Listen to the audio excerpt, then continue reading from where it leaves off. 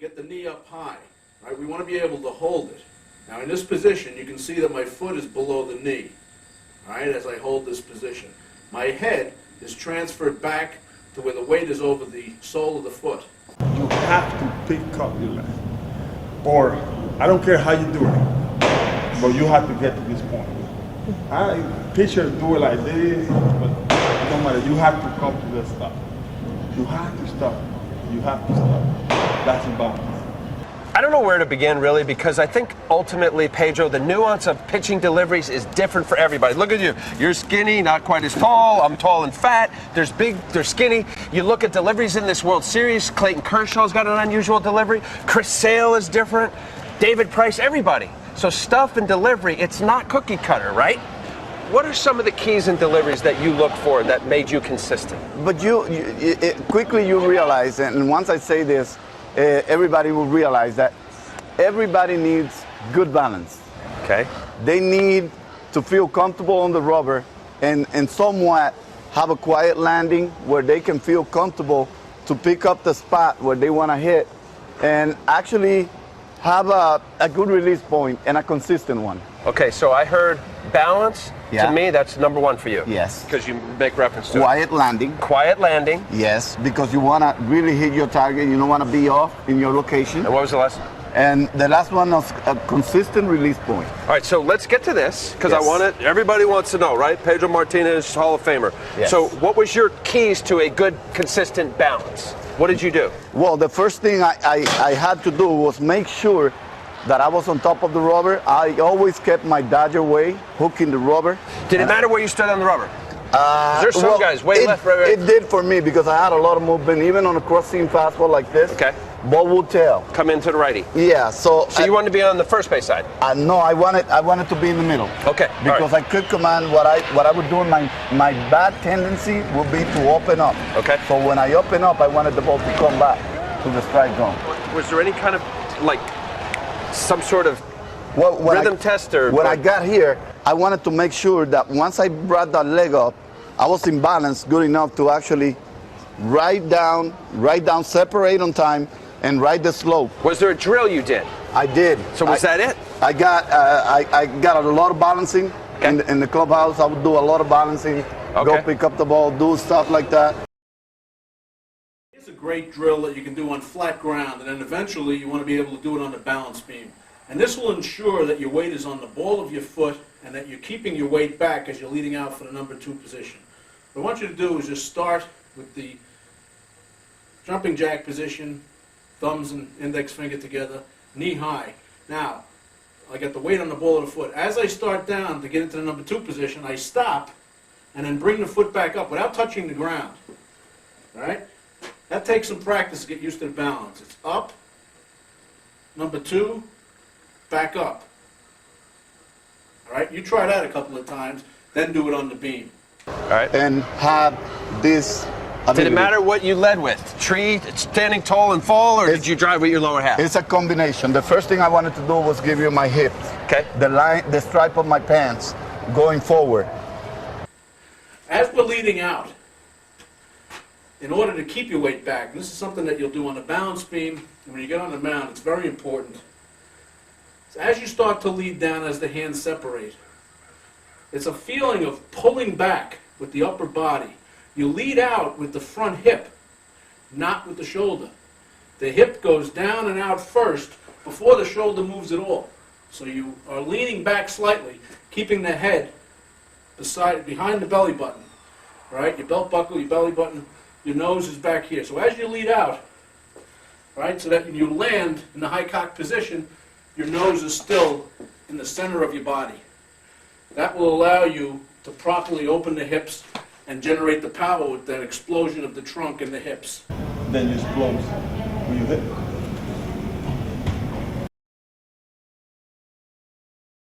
I wanted to use the inside of my feet, the inside of my knees, and this trunk area to stay inside, go, and then take off. And so therefore, that allowed all the transformation of my body to bear most of the whip and force and put less on my shoulder so that at throwing 94, 95, 95. So in other words, here's a drill that you don't see anymore, but putting it on a flat so I don't fall flat on my face. Go ahead. Is there was a sense that, you know, the 2x4 drill.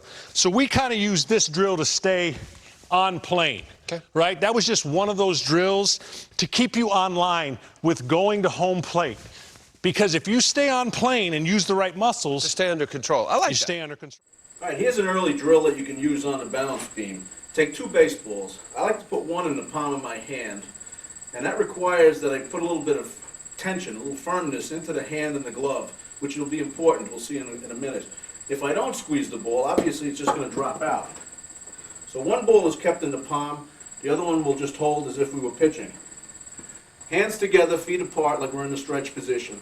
Weight over the balls of the feet. Now we're just going to shift back, bending the leg, knee high, and then we're going to drift out into the high cock position. Now this is the high cock position, all right? You'll notice that my back foot is just starting to turn. The ankle is rolling over.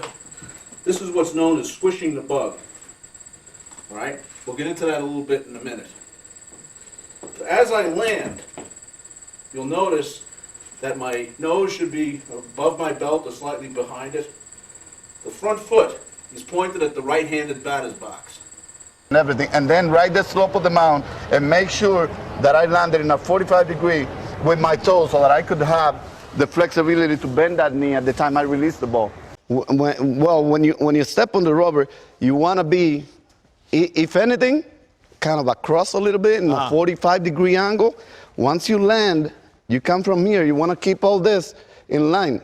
And then you go and you land in a 45 degree. Your cleats are designed to actually break the ground and keep you in line a little bit. And also square himself up like John says. Square off a little bit in a 45 degree angle.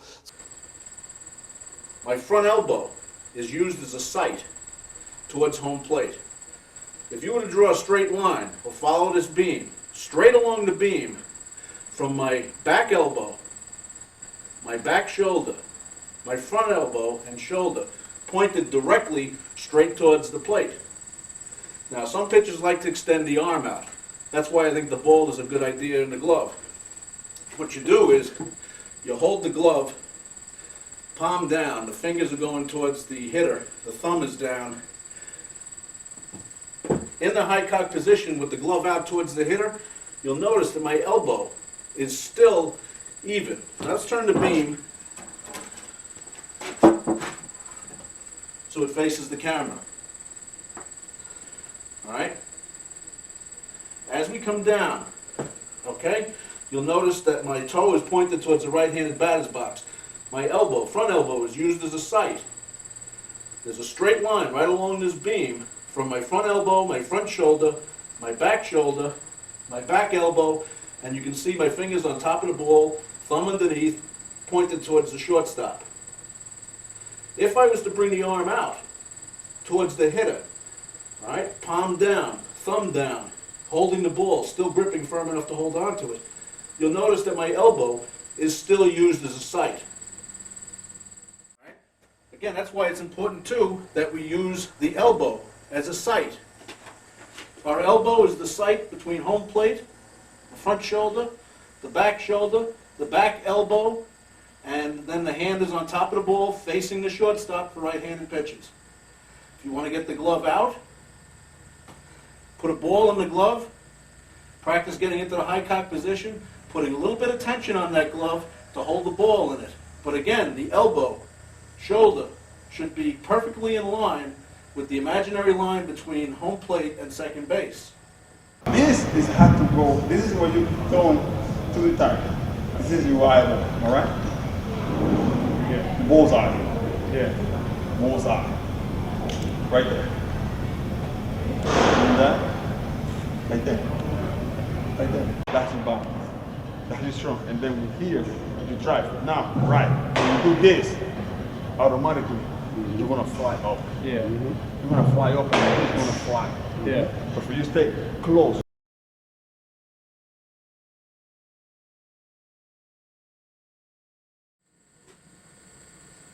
All right, now from the front, you can see this is the number 2 position. All right, you can see that my shoulders, my elbows are parallel. I've got the hand on top of the ball. I'm using my elbow as a sight. Now, once again, you can have the glove out this way towards the hitter, or you can curl it in. I prefer to curl it in. You come from here, you want to keep all this in line. And then you go, boom, Got it. elbow, eyes, and everything. And then right there, and I'll have him probably close up a little bit from here. Keep him a little bit longer on the front side and quieter so that he can land in a good position. Then I'm here. I have to go all the way across. Yeah. Right here. Okay? I'm close. Right here. From here. Bam. You stay close. You close here. I'm close. Already. I don't have to be like this now. I'm close. I'm right here. From here, you go forward. Just reach out and land. Guys get lazy here. Right. To feel what this is doing. front Everything that side. you said about your core. To have this to pull. Right. Because they work together. So here's what I would do. Do you like this? Go ahead, Steph. I think it would. So yeah, you're- just pull. Yeah. To feel that, as opposed to being lame with this, the propensity to fly over. Right. No? So in closing, no, I like any drill that's going to get you to a point where I call this box right here, Yep. trying to keep everything in the box. So the glove hand, let me see the glove real quick. As quiet as you can keep this front side Okay. and this head, Yep. I call keeping in the box. Here's the way I used to pitch. I used to get it out of that box, and I used to think that that was the way to rotate and deliver power. Okay. Then I learned the best way is to keep it in the box. My head's going straight, my glove is quiet. Now I land in a position where I could field. That's the Greg Maddux slash. Right? You watch the angle of the arm. My arm comes out, full extension, towards you, towards the plate. And actually bring it down. We to talked the about area I this want it. yesterday, Petey. Go back to that. We're talking about the StatCast and where the release point is. You said you threw it out in front of your face. Yes, I wanted to kind You of. try to get as far as to home plate as you can. I wanted to have an imaginary tube where I wanted to have my hand where I kind of wanted to see it and then follow the ball all the way, coming back, going away, or bouncing down. I wanted to see it. Consistent release point. Let's examine the number 2 position and getting to the number 2 position. Once again, knee high, as we lead down, the side of the leg facing through, all right? Using our block. This is the number 2 position, okay? Knee moves, separates the hand. As you're leading out, just at the point where you're just about to make contact, the elbows raise the hands to the shoulder height. Now, there are some pitches that'll hold the ball in the number 2 position slightly above the shoulder. Some hold it level with the shoulder. Some will actually have it down a little bit. Really doesn't make any difference as long as when he lands, he can get back into the number 3 position, the high cock position properly, right? 2 position, 3 position. Now, a lot of pitchers have trouble getting to the number 2 position, all right? Remember, it's the elbows that lift the hands. One way to think about it, Dick Mills teaches this, and I think it's a real good exercise. Just simple jumping jack. Start with your thumbs and your index fingers together. Jumping jack motion. Now, what happens with a jumping jack is that the elbows lift the hands up into the position. Now, in order to do it, you're starting here. Your elbows are slightly in front of the body, and the hands obviously in front of the body, to allow you to go up into the jumping jack position. So, this is the number 2 position, jumping jack. We'll just stop right here. That's the number 2 position. As you land, number 3 position. So if you're having problems with it, start with the jumping jack. 2, 3. Very simple. All right, let's work on, we got 1 baseball in the glove. When the hands separate, right, the knee is high. As the hands separate, it's very important that the baseball be taken out of the glove with the fingers on top and the thumb on the bottom. A lot of pitchers, and some even in the major leagues, will grab the ball from the side. Some even grab it from the bottom. What that does is, you can even see it with the elbow, it puts a lot of stress on the elbow. It's called wrist hooking. If you hear any pitchers wrist hooking, that's what they mean. They're pulling the ball out and they're hooking their wrist to get the ball out of the glove. When you're in this position, as the knee drops, as the hands separate, right, that's the key. Fingers on top, thumb on the bottom. All right. A lot of pitchers, and I was one of them, as the hands break, I used to come straight down before I would lead out. All right? That has a lot of problems as far as getting into the high cock position. I know from old photos that I was able to get to that position, but many pitchers have trouble because they get the arm down. And by the time they get up into the high cock position where they land, you'll notice that my arm is in the number 2 position, when as I land, I should be in the number 3 position. A lot of times that's caused by too much arm action, either because it's straight down, or because the pitcher is bringing it straight back, or they're flailing. Some pitchers get the elbow behind the back. This is called flailing. As the hand comes out of the glove, they flail to the side. Puts a lot of stress on the shoulder. When you release the ball properly from the glove, all right, the hands separate. All right, the hands are in front of the body. Now, Roger Clemens has developed muscle memory. And what he does is, as the hands separate, he comes down, slightly back. His arm never straightens completely. The elbows come up, bringing the hand, and then into the high cock position. All right, it's called a tight circle. Now, his is very good, and Toronto is teaching it to all of its minor leaguers. His hand with the ball, I'll leave the glove here, as he drops, if you look at it from the side, it looks like his arm is straight, but it's not. It's still in a flex position, hand on top of the ball, and it's slightly out in front of his body as his elbows raise to go up into the number 3 position. So that's a great way to teach kids. If they have a straight arm and they're in the number 2 position, as they land, they're in the number 3 position, fine, leave them alone. But if you find that the arm is straight and as they land, they're not in the high cock position, then you've got to shorten up that circle. And you have to come down, slightly back, up, and then into the number 3 position. You don't want to come straight back towards second base. A lot of coaches teach that. It's ludicrous. Right? When the arm comes back, it's just back enough to flex so that the elbows can bring the hand up and then into the high cock position.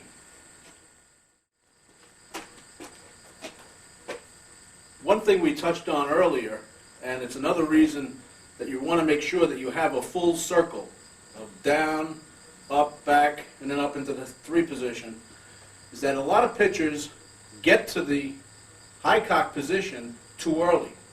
Right? As they're leading out, they're in this position. Now you can see the position of the ball to the head. Much too close to the head to allow me, what I'm going to do is I'm going to throw. As you start to throw, the elbow always leads the ball. So if you're in a proper position, either 90 degrees or slightly back, as your hips start to open, as you start to throw, the elbow leads out in front. And you have to have room. If your ball is too close to the head, there's no room to get velocity. You're just throwing from here more like a catcher would than a pitcher where you can really get out and back. So the tight circle, the whole action, down, back, up, number 3.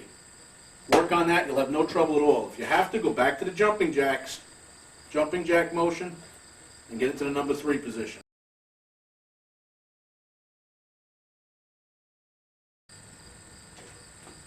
All right, beginning in the number 3 position, right, where we've squished the bug, nose back behind the belt buckle, good body form along our imaginary line towards the plate.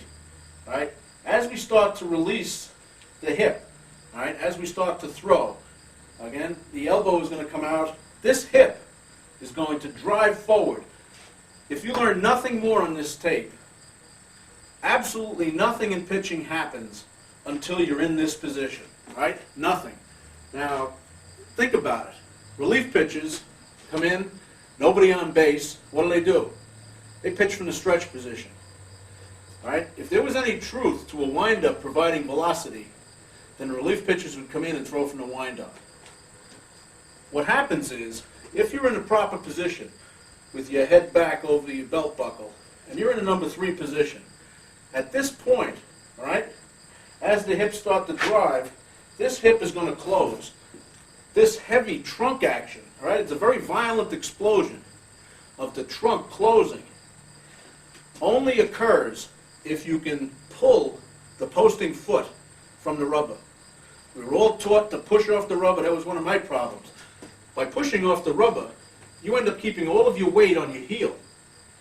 And as you start to drive out, your weight is so far over the heel that as the hips start to open, you just drag that hip through. You can't get that hip to explode to provide power to the pitch. And most pitches, I know I was like that, as I would throw the ball, after it would be released, my foot would still be back here, and then I would follow through.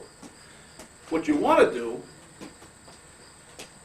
is out of the number 3 position, right? And that's why it's important that as you come down and lead out, you squish the bug before you land. By squishing the bug and keeping the weight back over the ball of the foot, now I've released this hip. This hip can explode closed, and I'm going to drive in with this back knee. I'm going to go forward and in towards my body. All right? And that allows the back foot to come around.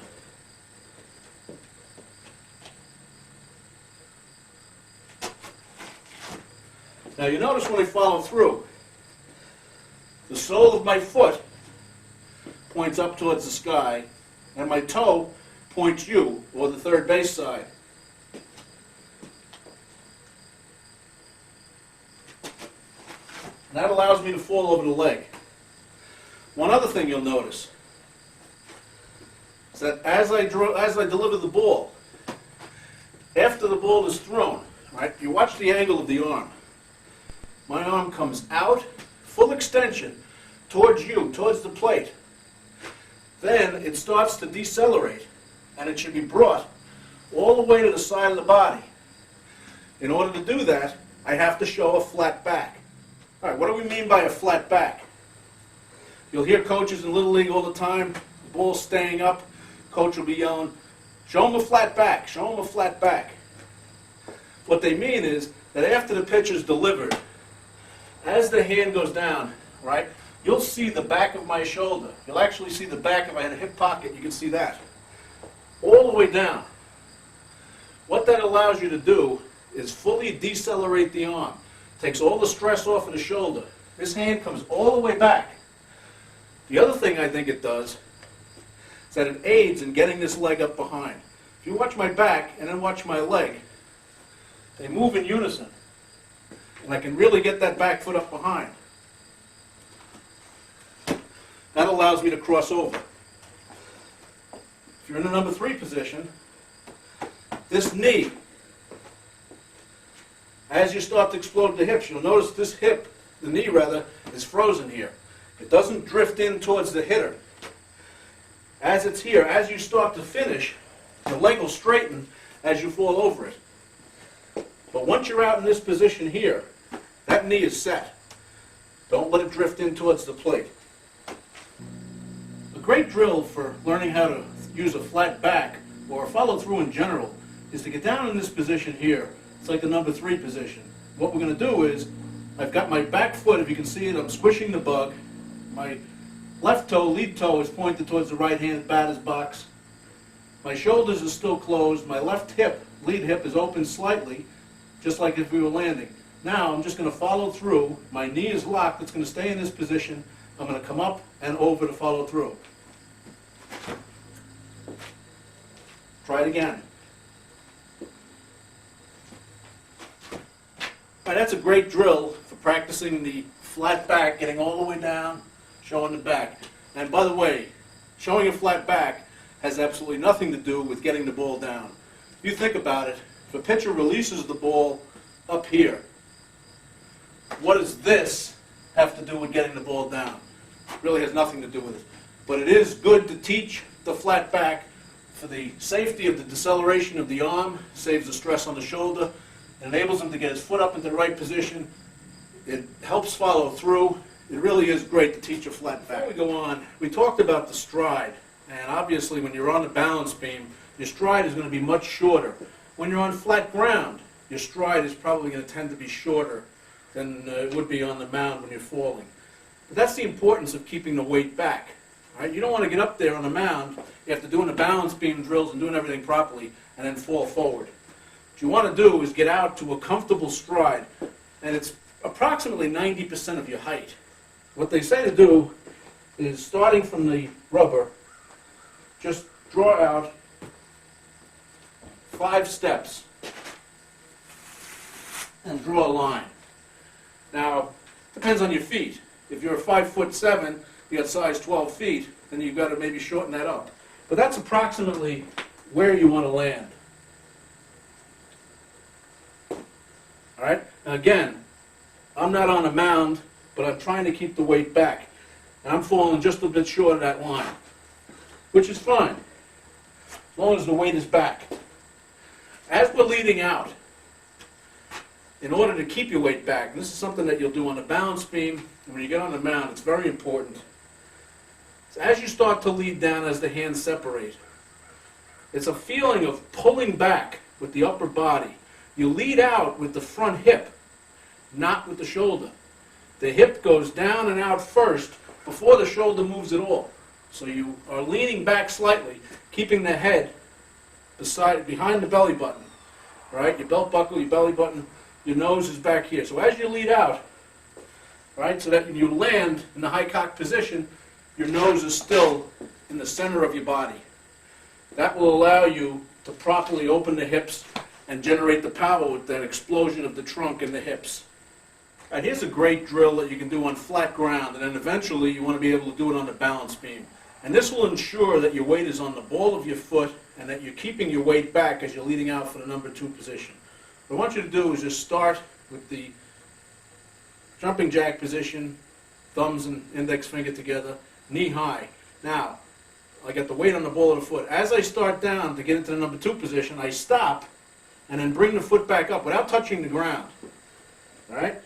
That takes some practice to get used to the balance. It's up, number 2, back up. All right? You try that a couple of times, then do it on the beam. All right, let's get back to the balance beam. One drill we can start there is you're going to start with the ball in the glove, and you're going to hold it there. Up, down, knee high, out, and then stop in the high cock position. All right, and you're just going to keep coming up, hands separate, high cock position. All right, you're going to keep doing that over and over and over. Then the next drill, grab a piece of towel,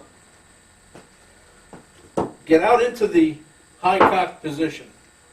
All right, get out as far as you can, head back behind, get into the proper position, and then you're just going to follow through, and you use the towel here as resistance. I'm running out of room here, you get the idea. Here I am in the number 3 position, high cocked, follow through, fall over. Then what you'll do, again, the ball is in the glove. Knee high, go through the entire motion. Then turn around, start from the wind-up, go through your motion. Eventually what you want to do is you want to be able to do, starting from here, with your eyes closed. And this is not that easy. You close your eyes, land on the beam. It takes practice. Then, starting in this position, close your eyes, fall over.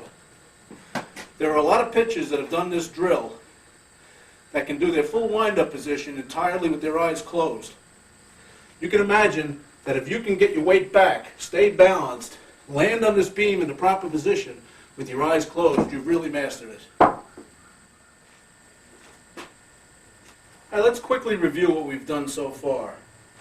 First off, we want to make sure that when we start our delivery, that we flex the back leg, which brings the head and the upper body over the ball of the foot. Remember, the heel is off the ground, right? As we lift the knee up, the foot is either pointed up or pointed down, putting some tension on the leg, right? As the leg starts to drop, that's the signal for the hands to separate. As we lead down, the side of the foot, the side of the lead leg, all the way up to the hip, are facing the hitter. Our belt buckle is facing third base. For a left-handed pitcher, it would be towards the first baseman. As we drop down, right? Now this is the point where, as the hands are separating, as we're leading down, if the weight is properly balanced over the sole of the ball of the foot here, you can now lift the heel and start to squish the bug. This year, Stottlemyre worked with the Yankees' Arabu. He was having trouble. He was sitting back on his heel, and that causes, again, the back side to drag, doesn't allow the hip to open.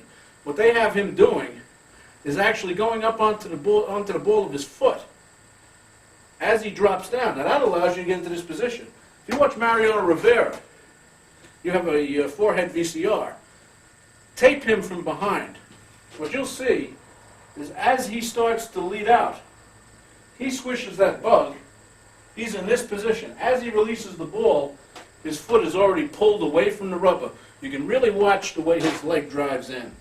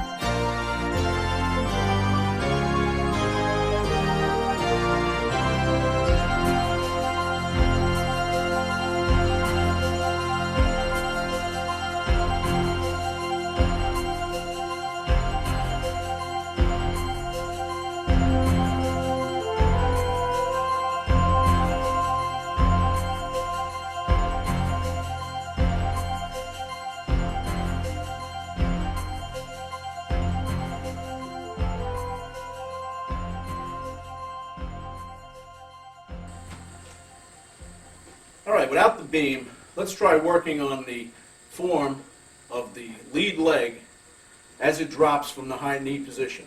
All right? Remember, as the knee drops, that's the signal to break the hands. All right, we'll work on that a little bit in a minute.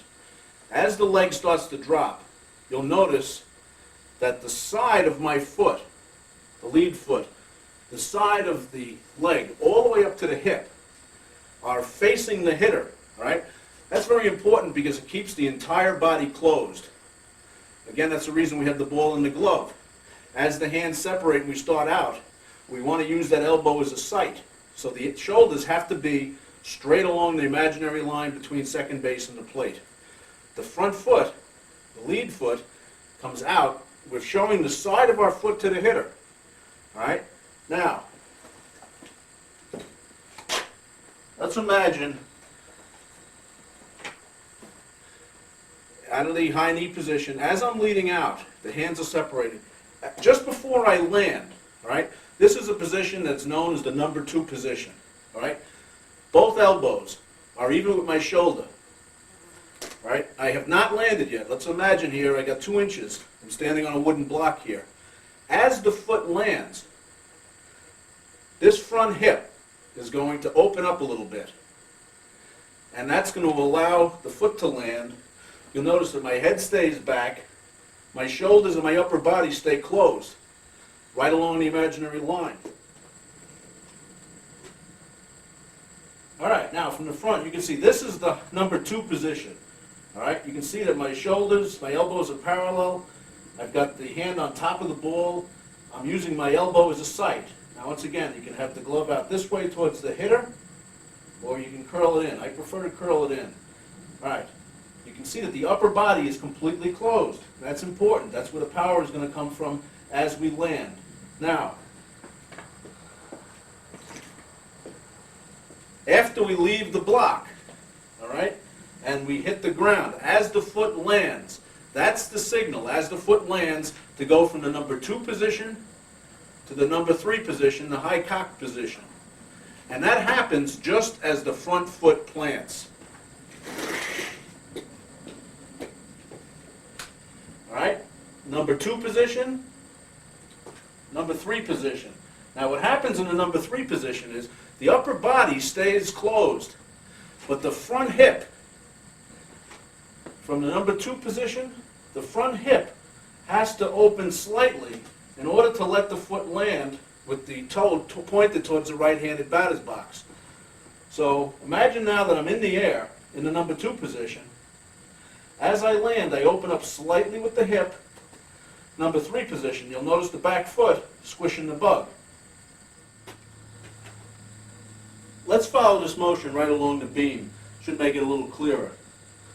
On the balls of the feet, again I got a ball inside the glove, one in my hand.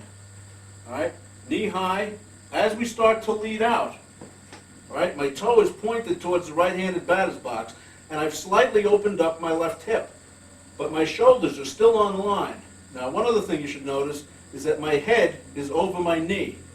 A lot of pitchers you'll see lean back in this position. Right? You see them closer towards the first baseman. You really should be right here, balanced, in a good position. The knee should be straight up, right? It shouldn't be in too much, and it shouldn't be open too much, causing the hip to open way open early. Right? The hip is open just enough to where it helps release the right hip. Now I squish the bug behind. That allows us to bring the hip, get the foot out.